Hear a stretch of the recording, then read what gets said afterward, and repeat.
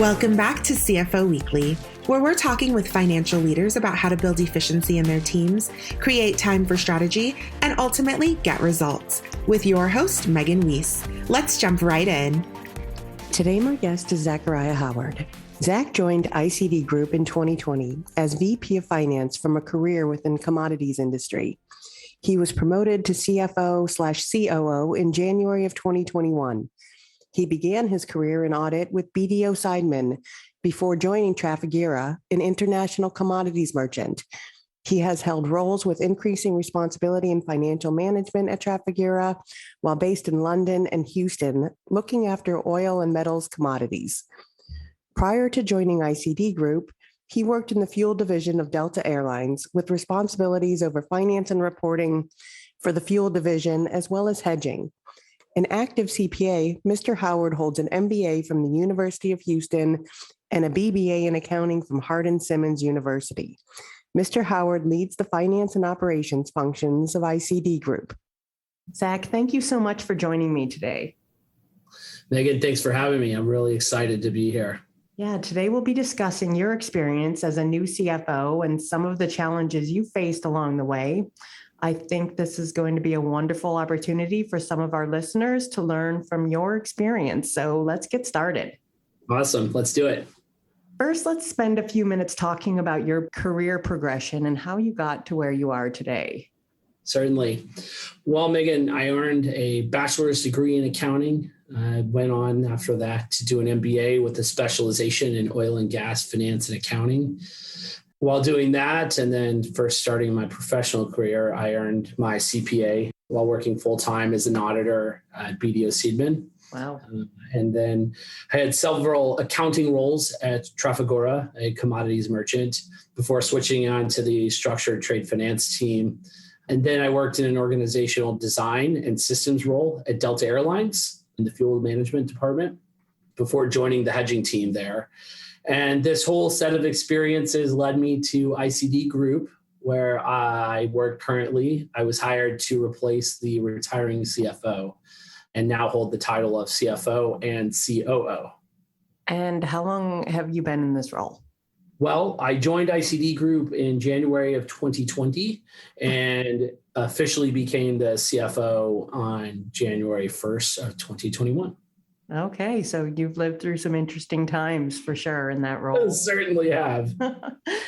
So are there any particular stories that stand out in your mind as turning points as you look back? Certainly. Two in particular that come to mind, and I think both of them speak to and encourage risk-taking and career advocacy.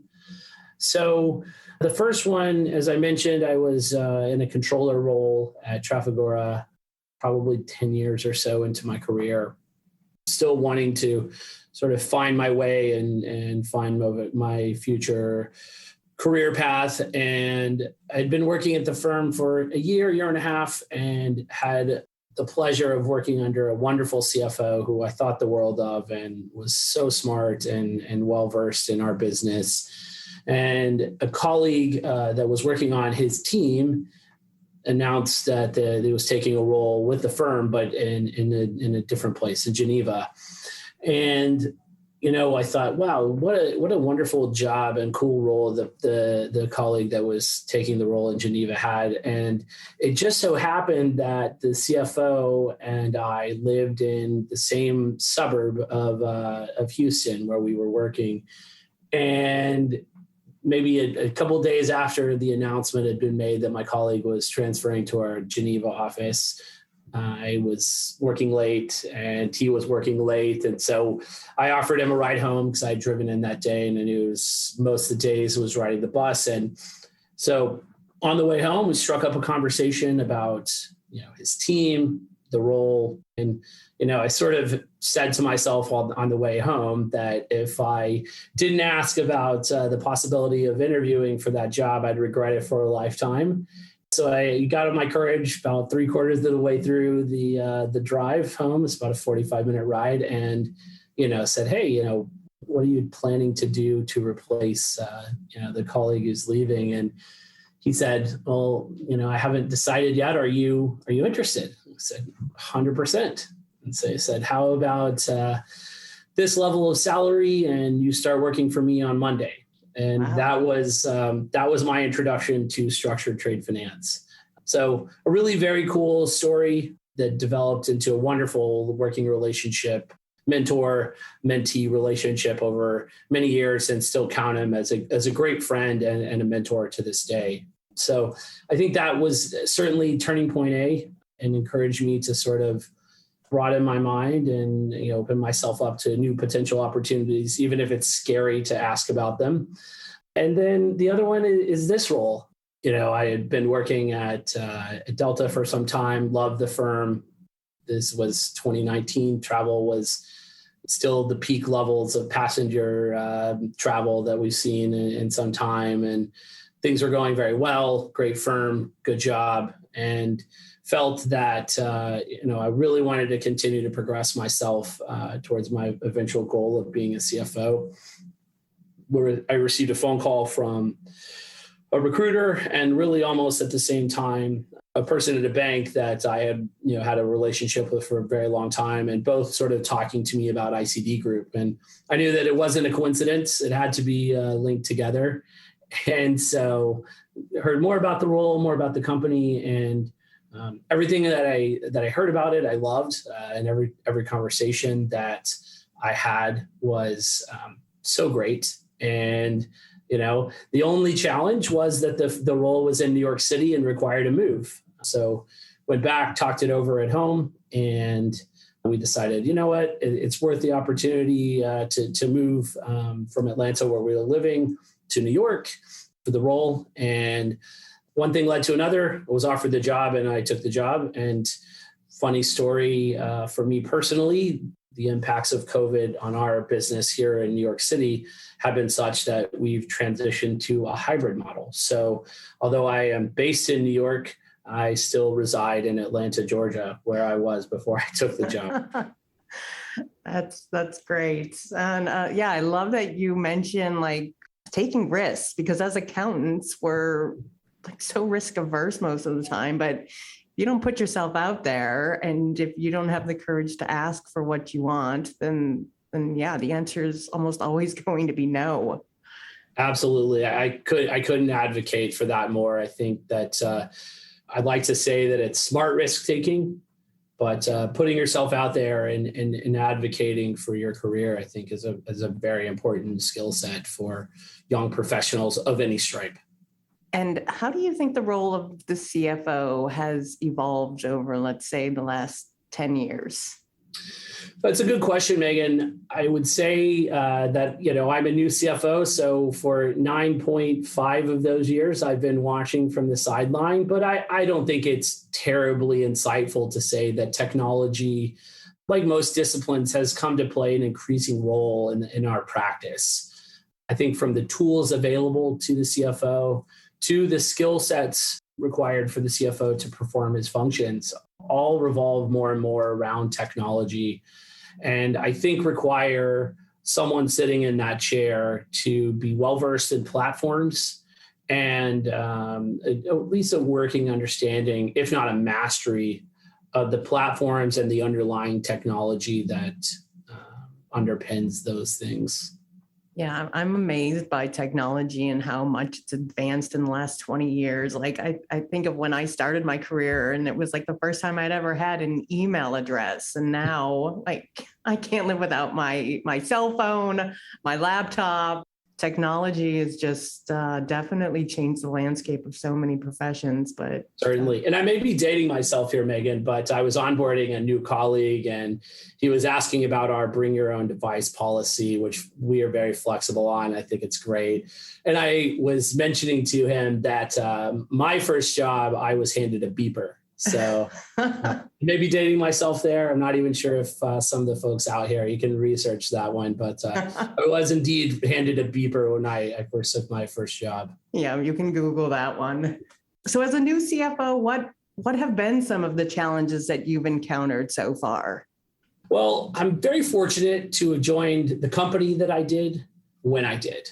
ICD Group has a tremendously successful and stable history. When it was founded 70 years ago as a bulk chemicals merchant to the current businesses, the current group of businesses in the niche commodity focused sectors that we participate in, supporting aerospace, research, and technology applications. Secondly, I'd say that the performance has been historic this year. We have realized 3 out of our 6 months have been record-breaking months and breaking the previous record set, a month, maybe 2 months ago. We're deeply liquid, and we have a really nice position in our market that we serve, in our markets that we serve, either first or second provider, supplier in the markets in which we participate. Additionally, I'm fortunate to be supported by a wonderful ownership group who've invested both in me personally and professionally, but also in ensuring that my onboarding as the future CFO would go well. And they did that by ensuring that there was a year handover between the former CFO and myself. Yeah, that's really nice. It's great because he still remains available to me today for any other questions that come up from time to time. So I'm really lucky. And I think that perhaps is a unique situation, but I hope that it's something that becomes more prevalent because it does ensure success. And as you look back on the last 6 months, is there anything that you would have done differently? I think it's an ever-growing learning process. Nothing stands out specifically about the first 6 months of being the CFO. I think that there's always things that you learn and you grow, but no, there's not been anything kind of standing out as own where you say, I wish I would have done that differently. But again, I'm uniquely lucky in the setup of the business and the ownership and leadership team that I work with.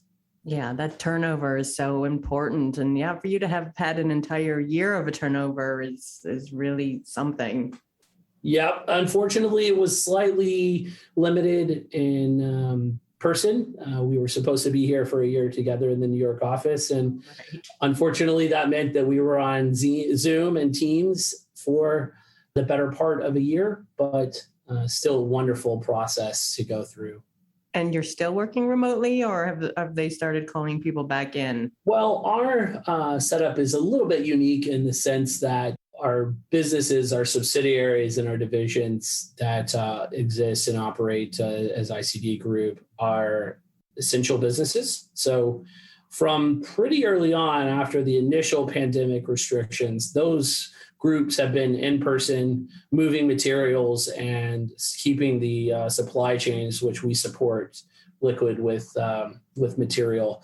So our New York office is a little differently. It was partially remote already, with some of our colleagues being based in different places. So we've kept that going and have opened up a sort of hybrid model where people are in from time to time as it makes sense for them to be here.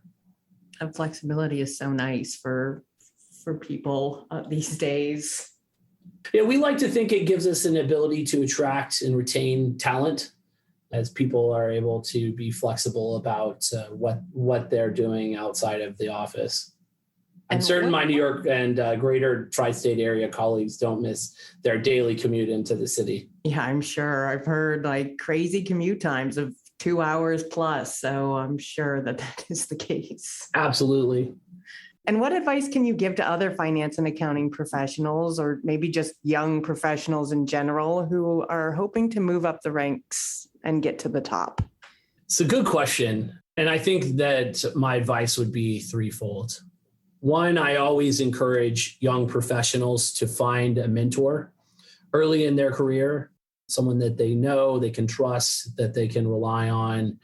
Maybe it's somebody that you work for, or it's someone in the organization that you just admire, maybe has a similar background to yours, or perhaps it's somebody you know through your network elsewhere. But I always think that having somebody who's been down the road that you're trying to walk is a positive influence on your progression. I'd say secondly, we talked a little bit about this earlier, is to always advocate for yourself and your career and where you want to go. You're the captain of your ship, someone told me a long time ago, and I think that's so true.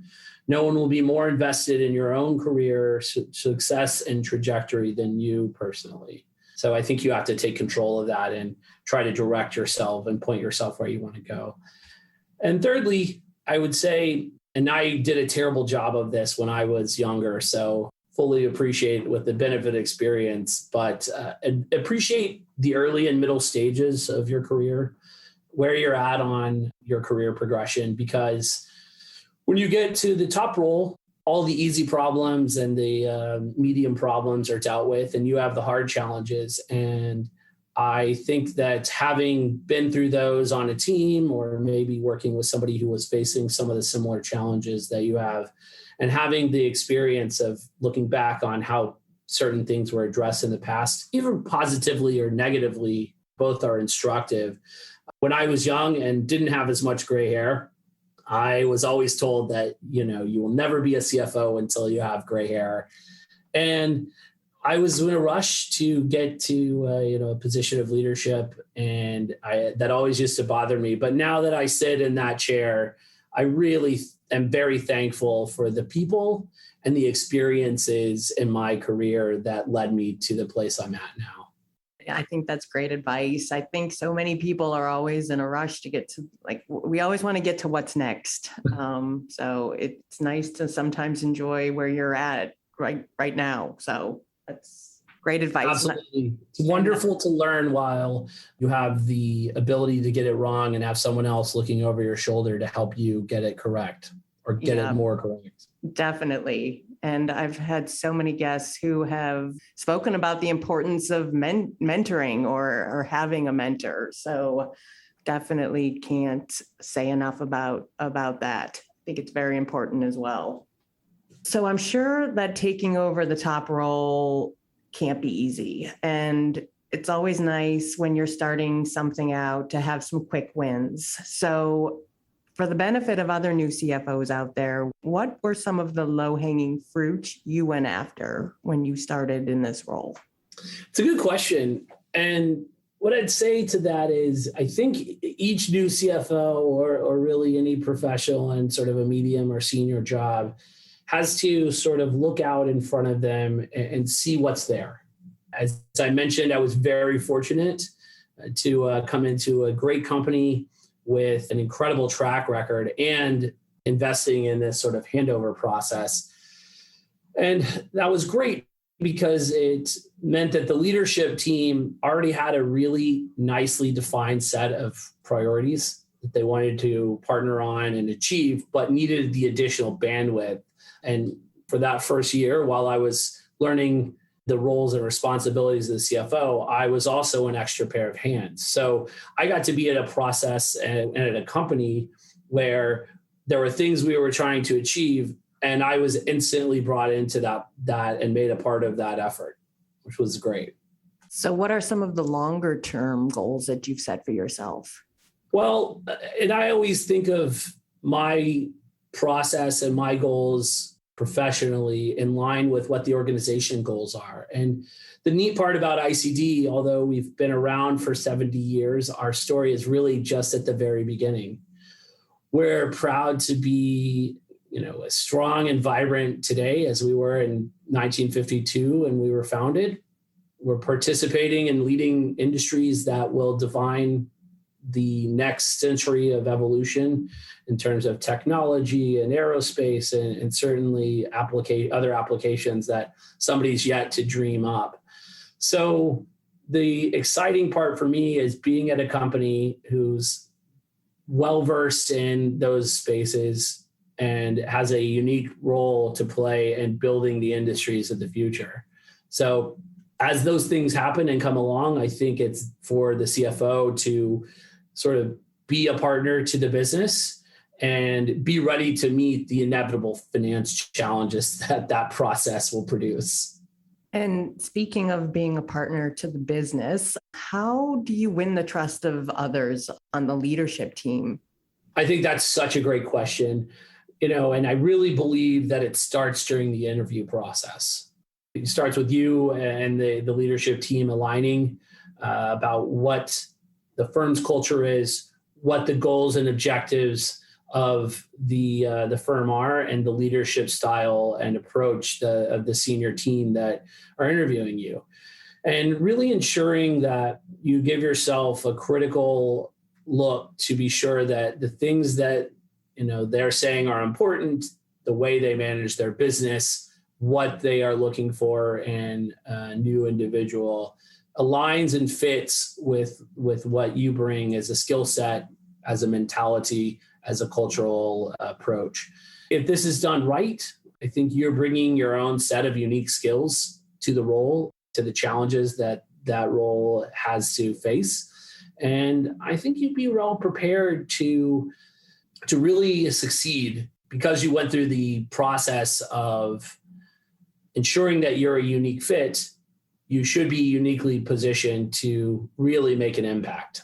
Yeah, that's a good point. Interviewing should not be just a one-way street. It should be you asking questions as well and making sure that you're finding a good fit for yourself.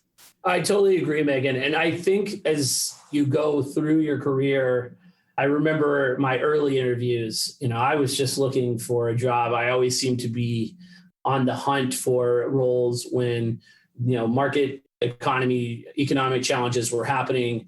I was just happy to have the next role. But as I grew through my career to date and became, looking for more and more senior roles, it really became more of a two-way street.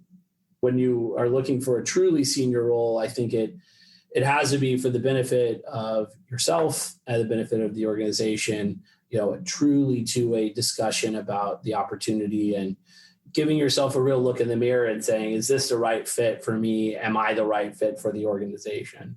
So taking whatever time you need through that process to ensure that that's the outcome. And you can honestly answer that question in the affirmative, I think is so critical.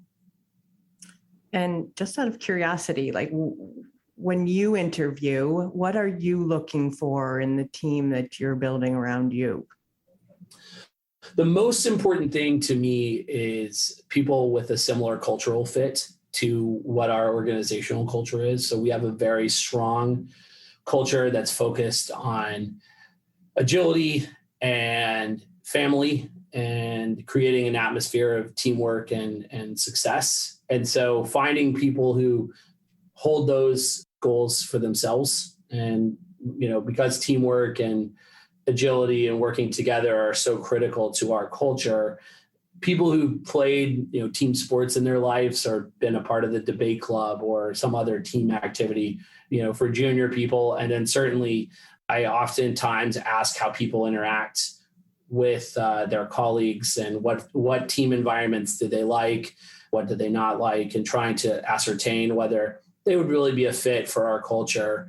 After that, if it's a technical role, maybe if it's a technical accounting role, clearly there's some discussion around technical ability. But I think in today's workplace, the most important things are fit and willingness to learn. And at least in the finance and accounting discipline, many of the technical skills can be taught over a period of time or acquired. But if you're working with someone or interviewing someone who's really not excited about learning new skills or wants to, be an important part of a team, then, they're just not going to be a real fit for our organization, certainly. Doesn't mean they won't fit elsewhere. It's just not what we look for. Yeah, that makes sense. And yeah, I think you're right that the technical skills can be taught, but it's those softer skills that you need to watch out for or look for. Totally. I used to think when I was young and going through accounting classes and certainly studying for my CPA that the only thing that mattered in my professional career would be hard numbers. And the older I get, the more the soft skills really become very critical to overall success, in my view. Studying for that CPA was the worst, was it not? Absolutely.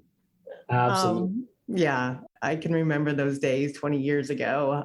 And as a CFO, so what is keeping you up at night? What are your greatest concerns these days? Absolutely. It's a great question. And I try to get a normal 8 hours of sleep every night. I don't always achieve that, but I feel that if I'm rested and refreshed for the next day and ready to meet those challenges, that's important. But, certainly on the larger picture, cybersecurity and fraud, again, I don't think this is a unique, insightful sort of comment, but I believe that those are key things, with the most recent example being Colonial Pipeline being shut down for several days for a ransomware attack. Those are things that I think of in terms of real challenges, real existential threats to our business, really any business out there. And the tough part is you're fighting an uphill battle against people who, perhaps are more technically savvy about systems and operating procedures. So it's important to work with partners, be it internal partners or external partners, who have a really good handle on that and cover your blind spots where they may exist. Great advice. And so now that we're, I guess more than halfway into 2021, what's one goal, either personal or professional, that you're hoping to achieve by 2022? It's a great question. Hoping to travel in the back half of the year internationally with things somewhat opening back up. I'm hopeful that some of the scheduled trips that we have planned for work and pleasure can happen in the back half of the year. Anywhere in particular that you're looking forward to going? Well, we have a couple of our businesses are international. So we have a presence in Southeast Asia and China. So looking to go there and meet my colleagues in person for the first time, even though we've been working together for almost a year and a half, almost 2 years. And same for our operation in Sheffield, United Kingdom, where our European businesses are headquartered. So looking forward to that. And then on the personal side, have some travel scheduled to Amsterdam and some other parts of the Netherlands. So hopefully those can all happen. Yep. And we're not scheduled to postpone again due to re-implementation of pandemic restrictions. Yeah, I'm looking forward to the travel myself again sometime soon. I feel like we're almost there. I feel like the light's at the end of the tunnel. So it sure seems like that. You read the news story every day about different places opening up. So I'm hopeful. Me too. And Zach, thank you so much for being on the show today. Well, thank you, Megan, for having me. This has been wonderful. Yeah, it's been a great discussion. I've really appreciated you sharing your experience and lessons with me and my audience. And to all of our listeners, I hope you've enjoyed today's episode as well. Please tune in next week. And until then, take care of yourselves.